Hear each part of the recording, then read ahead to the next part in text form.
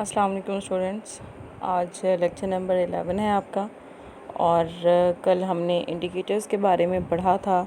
तो इंडिकेटर्स से नेक्स्ट कुछ इंडिकेटर्स की एग्जांपल्स हैं, उनका एक्शन है, ठीक है। और किस तरह के एसिड बेस के लिए किस तरह का इंडिकेटर यूज़ करना चाहिए, इस पर हम डिस्कशन करेंगे, ठीक है। तो आपके पास नेक्स्ट यहाँ से देखें, the titration of strong acid by strong base.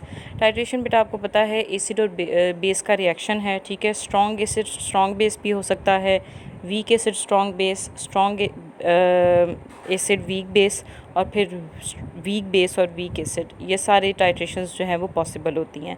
लेकिन टाइट्रेशन में हमें एंड पॉइंट मालूम करने के लिए इंडिकेटर की ज़रूरत होती है जहाँ पर कलर चेंज आए, ठीक है। तो बेटा सबसे पहले जो हमारे पास, अगर तो आपके पास स्ट्रॉन्ग एसिड है और स्ट्रॉन्ग बेस आपस में रिएक्ट कर रहे हैं, टाइट्रेशन का रिएक्शन हो रहा है, तो सॉल्ट आपके पास, ज़ाहिर है टाइट्रेशन है तो आपके पास सॉल्ट ज़रूर बने, इन न्यूट्रलाइजेशन का रिएक्शन होता है ये, तो ज़ाहिर है सॉल्ट ज़रूर बनेगा। तो जो सॉल्ट बनेगा स्ट्रॉन्ग एसिड स्ट्रॉन्ग बेस के केस में, आपके पास जो सॉल्ट बनेगा वो हाइड्रोलाइज नहीं हो सकता, that can not undergo hydrolysis, ठीक है। दूसरी बात, उसका एंड पॉइंट जो है वो 7 होगा। क्यों? क्योंकि स्ट्रॉन्ग बेस और स्ट्रॉन्ग एसिड है तो दोनों न्यूट्रलाइज कर देंगे इक्वली एक दूसरे को, दैट इज़ वाई पीएच जो है वो उसकी 7 होगी। तो ये यहाँ पर आपके पास है pH at the end point is 7, ठीक है। अगर आप इसके अंदर एक ड्रॉप जो है वो एंड पॉइंट से पहले या बाद में डालेंगे तो आपके पास जो चेंज आएगा पीएच में वो 6 यूनिट, यानी कि अगर 4 है तो 4 से 10 के ऊपर पहुँच जाएगी, ठीक है, ये चेंज आएगा। तो इंडिकेटर बड़े जो है वो एफिशिएंटली इस जो पीएच चेंज को मेजर कर सकते हैं।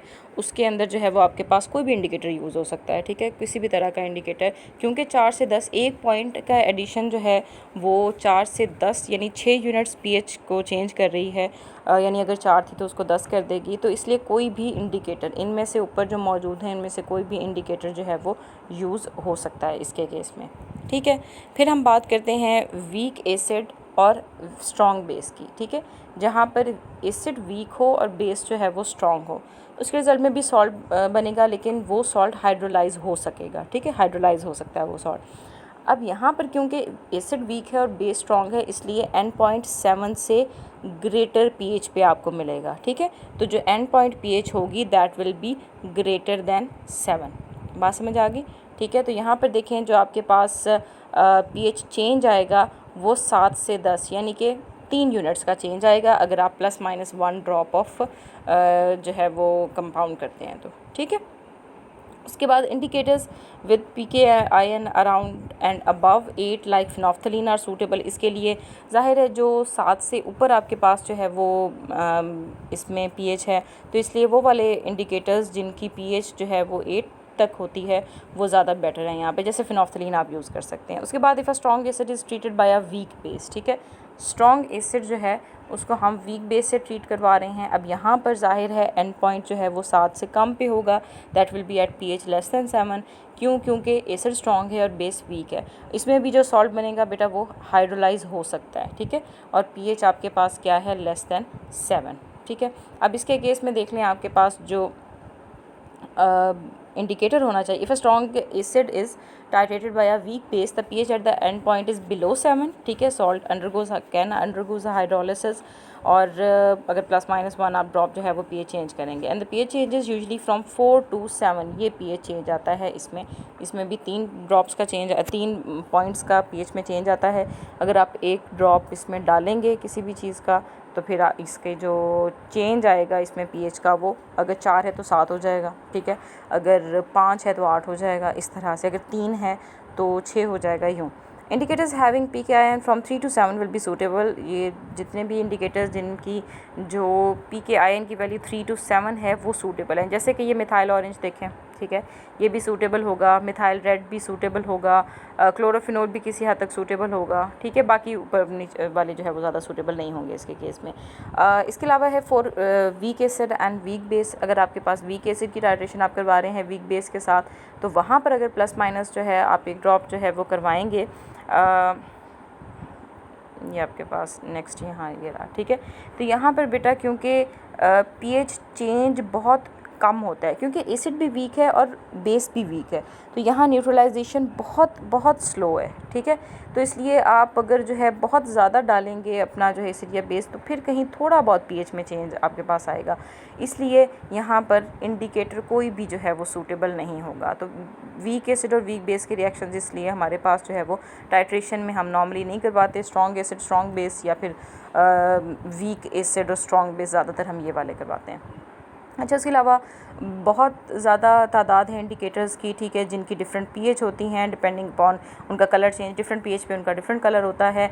अगर हम इस तरह का एक मिक्सचर बना लें, मैंने आपको पहले पढ़ाया था 2 लेक्चर्स पहले यूनिवर्सल इंडिकेटर, तो मैंने तब भी बताया था यूनिवर्सल इंडिकेटर ऐसा मिक्सचर ऑफ सेवरल इंडिकेटर्स होता है जो कि जिसके अंदर आपके पास जो है लेट्स सपोज 4 से 5 डिफरेंट इंडिकेटर्स होंगे और उन्हें हमने इकट्ठा एक सोल्यूशन में लिया हुआ होगा, ठीक है। उनमें से एक इंडिकेटर जो है वो 4 पीएच पे देता होगा, एक 5 पे, एक 6 पे, एक 7 पे, एक 8 पे, इस तरह आपके पास एक रेंज बन जाती है यूनिवर्सल इंडिकेटर। इसीलिए किसी भी पीएच के रिएक्शंस को इंडिकेट करने के लिए काफ़ी होता है। ये नीचे उन्होंने उसका जो है वो बताया भी हुआ है कि जैसे कि one such indicator covering the pH range from 4 to 11 is prepared by किस किस चीज़ को मिक्स किया हुआ है हमने, mixing equal quantities of methyl red, ठीक है, alpha naphthalene, thymolphthalein, phenolphthalein and bromothymol blue, ठीक है। इनको सबको इक्वल क्वांटिटीज़ लेके मिक्स करके हमने एक इंडिकेटर, एक यूनिवर्सल इंडिकेटर बनाया हुआ है, ठीक है। इस तरह के और यूनिवर्सल इंडिकेटर्स भी बनते हैं जिनमें different indicators of different pH को जो है वो इक्वल अमाउंट में कंबाइन किया जाता है। The colour at various pH values are, ये इन्होंने बता दिया है कि डिफरेंट कलर, ये जो आपको बताया हुआ है 4 जब होगा, पीएच जब 4 होगी तो ये जो यूनिवर्सल इंडिकेटर है आपको रेड कलर देगा, जब 5 होगी तो ऑरेंज रेड देगा, 6 होगी तो येलो होगा देगा, 7 है तो ग्रीन येलो आपको जो है वो देगा, ठीक है। तो अगर मेरे पास वो पिक्चर पड़ी हो तो मैं आपको दोबारा दिखा देती हूँ, आई थिंक ये वाली थी, ठीक है।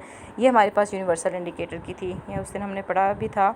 यूनिवर्सल इंडिकेटर आपके पास ये रहा, ठीक है। ये जैसे बोगन्स यूनिवर्सल इंडिकेटर है, ठीक है। ये हमारे पास एक्चुअली मिक्सचर है डिफरेंट जो है वो इंडिकेटर्स का, और इसके रिज़ल्ट में हमारे पास जो ये वाले सॉल्यूशंस देखें, हर एक का अलग अलग कलर है।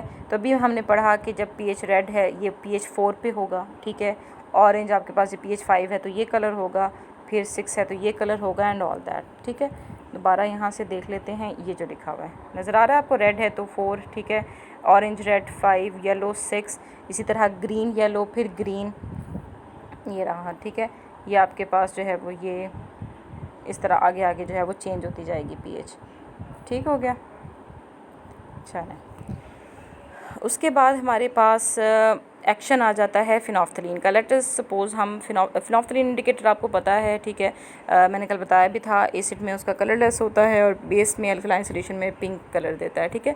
तो फिनोफ्थलीन इंडिकेटर बेटा उसको हम लेट सपोज डिनोट कर लेते हैं। उसका स्ट्रक्चर तो काफ़ी बड़ा होता है, ठीक है, लेकिन हम उसको यहाँ पर फ़िलहाल HPH से डिनोट कर रहे हैं, ठीक है।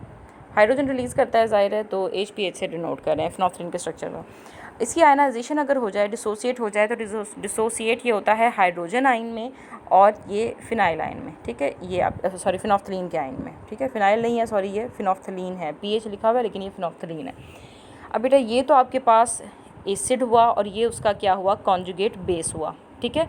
तो अपने एसिड पोर्शन में ये कलरलेस है और कॉन्जुगेट बेस में ये पिंक कलर देता है, ठीक है। अगर हम इसको इसके अंदर बेस डाल दें, ठीक है, तो फिर बेस क्या करेगा, हाइड्रोक्साइड आयन्स हैं, हाइड्रोक्साइड आयन यहाँ से प्रोटॉन को ले लेंगे, ठीक है, और किस में कन्वर्ट हो जाएंगे, वाटर में, और पीछे क्या बचेगा, पीएच नेगेटिव, ठीक है। अब आपको पता है बेटा जो फिनोफ्थलीन है जब HPH यानी एसिड फॉर्म में होगी तो कलरलेस होगी, और जब अपनी कॉन्जुगेट बेस की फॉर्म में आएगी तो पिंक कलर देगी। इसका मतलब जब बेसिक हो जाएगा सोल्यूशन तो फिनोफ्थलीन आयंस की जो कंसंट्रेशन है वो बढ़ जाएगी। ये मैंने इसीलिए एरो इस तरह लगाया हुआ है, तो इसकी कंसंट्रेशन बढ़ जाएगी तो उस टाइम पे सोल्यूशन का कलर क्या होगा, पिंक। अगर एसिडिक सोल्यूशन हुआ, एसिड आप डालेंगे तो एसिड जो है यानी कि H पॉजिटिव वो क्या करेगा, H पॉजिटिव इस फिनोफ्थलीन के साथ कंबाइन होके क्या बना देगा, HPH बना देगा, ठीक है। तो इसके केस में HPH की कंसंट्रेशन ज़्यादा होगी और HPH की फॉर्म में यानी एसिडिक फॉर्म में फिनोफ्थलीन का कलर कलरलेस होता है। तो इसका मतलब फिनोफ्थलीन का इंडिकेटर एसिडिक सोल्यूशन में कलरलेस होगा और जब बेस की कंसंट्रेशन बढ़ जाएगी तो ये इंडिकेटर जो है वो पिंक कलर आपको दे देगा। ठीक है, तो यही सारी बातें उन्होंने यहाँ पर लिखी हुई हैं कि आपके पास जो है pH नेगेटिव में पिंक कलर है, फिर जब आप इसमें बेस डालेंगी तो फिर ये फिनोल्फ्थालीन जो है वो आयन उसकी कंसनट्रेशन बढ़ जाएगी, फिर ये पिंक कलर दे देगा। ठीक है, तो ये इसलिए यहाँ तक उन्होंने ये बात की हुई है। ये एक्शन ऑफ फिनोल्फ्थालीन है। ठीक है, फिर एक्शन ऑफ मिथाइल ऑरेंज एक और इंडिकेटर है। मिथाइल ऑरेंज का लैब में भी पड़ा हुआ है होगा, आपने देखा होगा शायद काफ़ी दफ़ा, रेडिश ऑरेंज सा कलर होता है इसका। तो एक्शन ऑफ मिथाइल ऑरेंज ये है। मिथाइल ऑरेंज एक्चुअली जो है ना वो वीक बेस जो है होता है। ठीक है, ये आपके पास जो है फिनोल्फ्थालीन जो है ये एसिडिक इन नेचर होता है और जो मिथाइल ऑरेंज है ये वीक बेसिक इन नेचर होता है। ठीक है, मिथाइल ऑरेंज आपके पास वीक बेस है। ये it may be represented as MEOH, इसको हम MEOH से रिप्रेजेंट कर देते हैं। ठीक है, OH फॉर मतलब बेस के लिए। ठीक है, इसका भी फॉर्मूला एक्चुअली कुछ और होता है। ठीक है, मिथाइल ग्रुप लगा हुआ होता है, लेकिन पूरा इसका एक और स्ट्रक्चर है, उसमें अभी हम नहीं जा रहे, हम सिर्फ एक्शन पढ़ रहे हैं यहाँ पे। ठीक है, MEOH dissolve in water and को इसका भी देख लें आपके पास, ये मैंने यहाँ पर बनाया है। मिथाइल ऑरेंज का एक्शन क्या है, इसकी जो बेसिक फॉर्म है यानी MEOH उसके अंदर ये येलो कलर देता है, और Me पॉजिटिव यानी कि जो इसकी देखें हाइड्रोक्सिल आयन निकल गया है ना यहाँ पे। ठीक है, तो बेस में से जब हाइड्रोक्सिल आयन निकल जाता है तो आपके पास जो है वो पीछे आप कह सकते हैं कि ये जो Me पॉजिटिव बचा है ये एसिडिक इन नेचर है, कह सकते हैं। ठीक है, तो अब यानी कि अपनी बेसिक फॉर्म में ये येलो कलर देता है और एसिडिक फॉर्म में ये रेड कलर देता है। यही बात हमने यहाँ पे भी पढ़ी थी। ठीक है, मिथाइल ऑरेंज ये देखें, इस जो एसिडिक में ये रेड कलर दे रहा है और अल्कलाइन या बेसिक सोल्यूशन में ये येलो कलर दे रहा है। ठीक है, अच्छा, उसके बाद अगर एसिडिक सोल्यूशन आप इसमें ऐड कर रहे हैं, ठीक है, एसिड ऐड कर रहे हैं, तो एसिडिक सोल्यूशन अगर यानी कि अगर एसिडिक सोल्यूशन में आपने इंडिकेटर को ऐड कर दिया है तो एसिडिक सोल्यूशन में आपको पता है H पॉजिटिव आयन होंगे, H पॉजिटिव आयन OH के साथ कंबाइन करेंगे, वाटर रिलीज़ होगा और Me पॉजिटिव की कंसनट्रेशन वहाँ पर ज़्यादा हो जाएगी। अगर Me पॉजिटिव की कंसनट्रेशन ज़्यादा हुई तो इसका मतलब सोल्यूशन रेड कलर देगा, तो इसीलिए मिथाइल ऑरेंज एसिडिक सोल्यूशन में रेड कलर देता है। ठीक हो गई बात। फिर बेसिक सोल्यूशन की बात करते हैं। अगर आपने इस इंडिकेटर को बेसिक सोल्यूशन में डाला, बेसिक सोल्यूशन में हाइड्रोक्साइड आयंस होते हैं, वो जाकर रिएक्ट कर जाएंगे Me पॉजिटिव से और इस आयंस को कन्वर्ट कर देंगे MEOH में। अब आपको पता है ये कौन सा कलर देता है, इसमें येलो कलर देता है इस फॉर्म में, तो इसलिए यहाँ पर ये बेसिक सोल्यूशन में येलो कलर देगा। ठीक है, इसके आगे इन्होंने लास्ट में जो है पैराग्राफ में एक बात की हुई है ये यहाँ पर। ठीक है, ये तो उन्होंने बता दिया सारा कि methyl orange can also be used as an indicator in the titration of a weak acid. ठीक है, ये कह रहे हैं कि weak acid versus strong base. ठीक है, ये वाले जो रिएक्शंस होते हैं ना, अभी हमने पीछे पढ़े थे ना, स्ट्रॉन्ग एसिड स्ट्रॉन्ग बेस ये वगैरह। ठीक है, उनमें से जो week acid versus strong base वाले रिएक्शंस हैं उनमें मिथाइल ऑरेंज ज़्यादा एक्सेप्टेबल होता है, ज़्यादा अच्छी तरह से यूज़ हो सकता है। क्यों?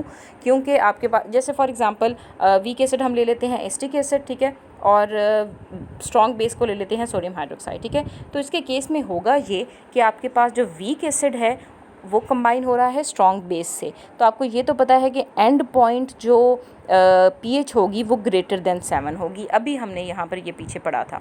ठीक है, हमने कहा था ना वीक एसिड और स्ट्रॉन्ग बेस की जो एंड पॉइंट pH है वो ग्रेटर देन 7 है। तो बेटा जब ये ग्रेटर देन 7 है तो इसका मतलब बेसिक है, और बेसिक में क्यों बेसिक है तो बेसिक में हाइड्रोक्साइड आयंस को कॉन्ट्राडिक्ट करने के लिए इतने ज़्यादा H पॉजिटिव आयंस नहीं होंगे कि ये दोबारा से आपके पास जो है वो इसके साथ कंबाइन हो जाए। ठीक है, तो बेसिक सोल्यूशन में एक मिनट मैं दोबारा बता देती हूँ, हाइड्रोक्साइड आयंस ज़्यादा होंगे और H पॉजिटिव आयंस इतने ज़्यादा नहीं होंगे।